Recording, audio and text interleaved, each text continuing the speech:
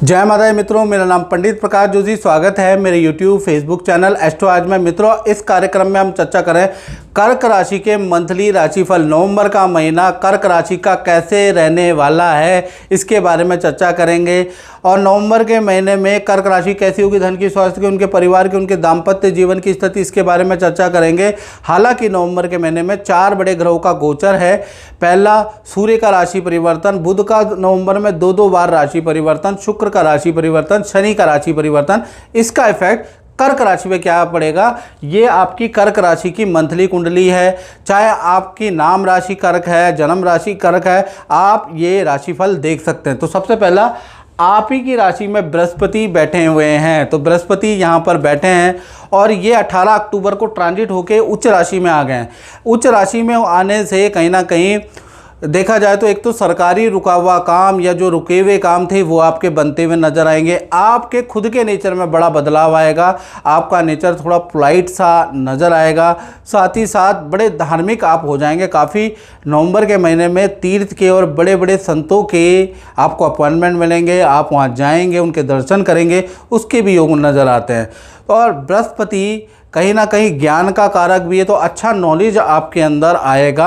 आपकी वाणी से कुछ ऐसे ऐसे शब्द निकलेंगे जो आपके लिए बड़े प्रॉफिटेबल रहेंगे। तो कुल मिला के बृहस्पति का आपकी राशि में आ जाना एक तो आपकी हेल्थ के लिए बहुत अच्छा है। बृहस्पति ऐसा ग्रह होता है मित्रों, जो केंद्र में आ जाए तो 100 रोगों को भी दूर कर देता है। तो रोग को दूर करने के लिए भी बृहस्पति का महत्वपूर्ण भूमिका रहेगी। और जीवन में शांति के लिए भी बृहस्पति बहुत काम करता है। तो बृहस्पति का आपकी राशि में आना तो आपके खुद की लाइफ में बड़ी शांति वाला माहौल रहेगा। नवंबर का महीना बड़ा अध्यात्म वाला और शांति वाला रहेगा। साथ ही साथ धन की स्थिति के बारे में बात करें तो धन के स्वामी कौन है, सूर्य। अभी वहाँ केतु बैठे हैं, सूर्य अभी नीच के बैठे हैं चतुर्थ भाव में। तो 1 से लेकर और 16 नवंबर तक तो धन की स्थिति बहुत अच्छी नहीं है। हालांकि बृहस्पति कर्क राशि में आ जाएं, धन तो आपको अच्छा मिलेगा, बढ़ के मिलेगा, लेकिन आपकी कुछ डीले भी 16 नवंबर से पहले होंगी। बृहस्पति आपको धन देंगे, लेकिन कुछ लायबिलिटियाँ ऐसी है, चाहे बैंक की लायबिलिटियाँ, लोन की लायबिलिटियाँ, कुछ घर का काम आप छिड़ाएंगे, उस पर आपका धन का खर्च होगा। तो कुल मिला के धन आएगा और धन जाएगा। 16 नवंबर तक ठन ठन गोपाल वाली स्थिति आपकी रहेगी। 17 तारीख के बाद सूर्यदेव चतुर्थ भाव से निकलकर पंचम भाव में आ जाएंगे, यानी वृश्चिक राशि के अंदर आ जाएंगे। जब ये आ जाएंगे तब आपकी काफ़ी डीले बनने वाली है। आप पे एक्स्ट्रा इनकम बनेगी, यानी कि यहाँ से आप पे सैलरी का धन या जो आया हुआ धन था वो तो आपका काम कराने में, परिवार की लायबिलिटी, कर्जे में खर्च हो गया। अब आपको पूरा महीना चलाने के लिए जो धन मिलेगा वो 16 तारीख के बाद कोई ऐसी डील, कोई ऐसी इनकम आपको प्राप्त होगी, कोई ऐसा सोर्स आपको सूर्य पंचम में बैठने से आपको मिलेगा, जिससे कि आपका पूरा महीना अच्छा जाएगा। तो कुल मिला के आपका पूरा महीना काफ़ी अच्छा जाने वाला है, याद रखिएगा। हाँ, लायबिलिटियाँ भी रहेंगी, उसको भी चुकाएंगे। अब बात कर लेते हैं आपके परिवार भाव की। तो परिवार भाव में सूर्य यहाँ पर नीच के बैठे हैं। तो 1 से लेकर 16 नवंबर तक माता पिता की हेल्थ में कुछ टेंशन हो सकती है, या माता पिता से वाद विवाद भी हो सकता है। माता पिता परेशान भी हो सकते हैं, उसके योग नज़र आ रहे हैं, क्योंकि सूर्य यहाँ पर नीच के हैं। वैसे पारिवारिक भाव ठीक है, यहाँ पर कोई दिक्कत नहीं है। उसके बाद देखा जाए तो 17 तारीख से और 30 नवंबर तक सब कुछ बढ़िया है।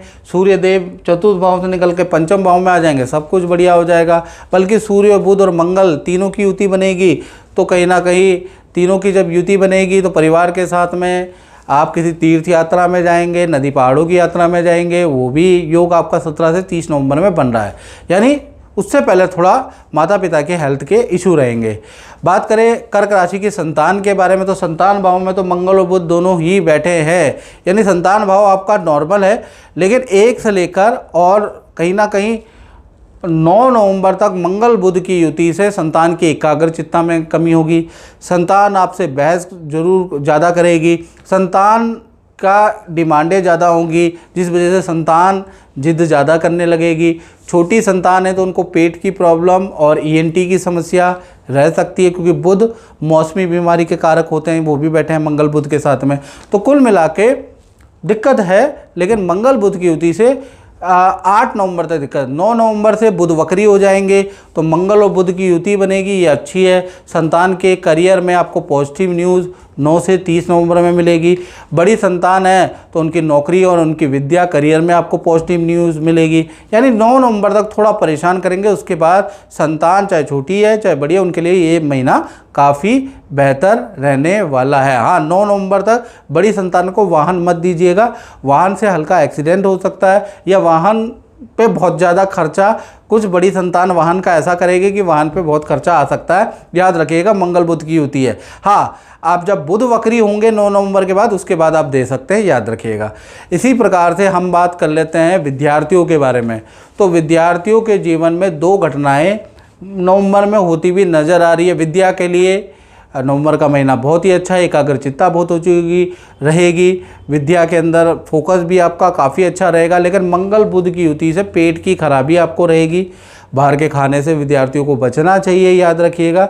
दूसरा, मंगल और बुध की युति के कारण, ये जो मंगल और बुध की जो युति बनी है, अगर आप वाहन चलाते हैं तो वाहन में सावधानी रखें, क्योंकि वाहन का चालान आपका कट सकता है या वाहन से कुछ परेशानी हो सकती है, तो वो थोड़ा सा चल रहा है। लेकिन मंगल और बुध की युति वैसे आपके लिए अच्छी है, विद्या में अच्छा एकाग्रचित्ता रहेगी, वह विद्या के लिए अच्छा है, आपके क्रियाकलाप के लिए अच्छा है।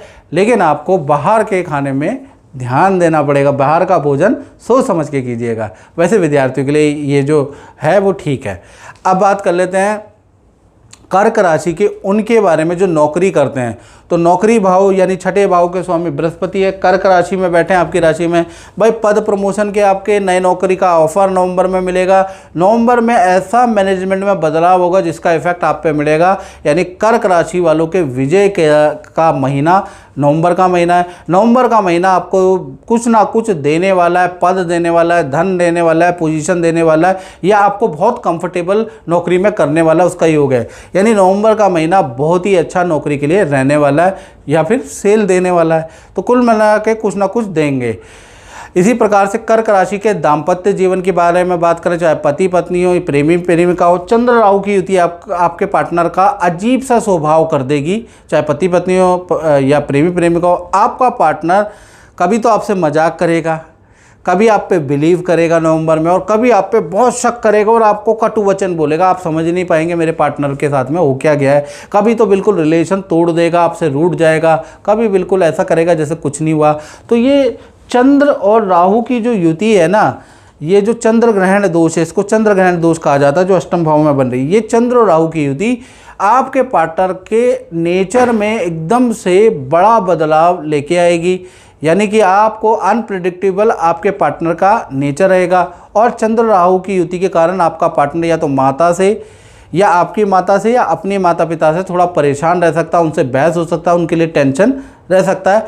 बाकी पार्टनर से के करियर के लिए नवंबर का महीना नॉर्मल है, आपसे रिलेशन के लिए भी नॉर्मल है। लेकिन कुछ दिन ऐसे होंगे कि आप हैरान हो जाएंगे जब पार्टनर का नेचर बिल्कुल आप पे बदल जाएगा, आप पे शक करने लगेंगे, आपसे बेफालतू में लड़ने लगेंगे।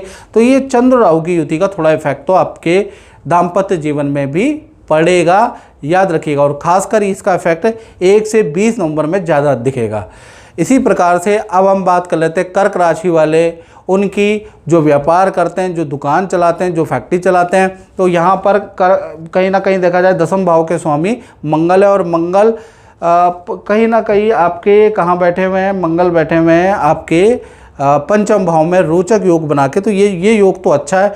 मंगल और बुध की युति आपके लिए वैसे भी अच्छी है। आपकी 1 से 9 नवंबर तक अच्छी सेल होगी। बाज़ारों के चक्कर आपको काटने पड़ सकते हैं।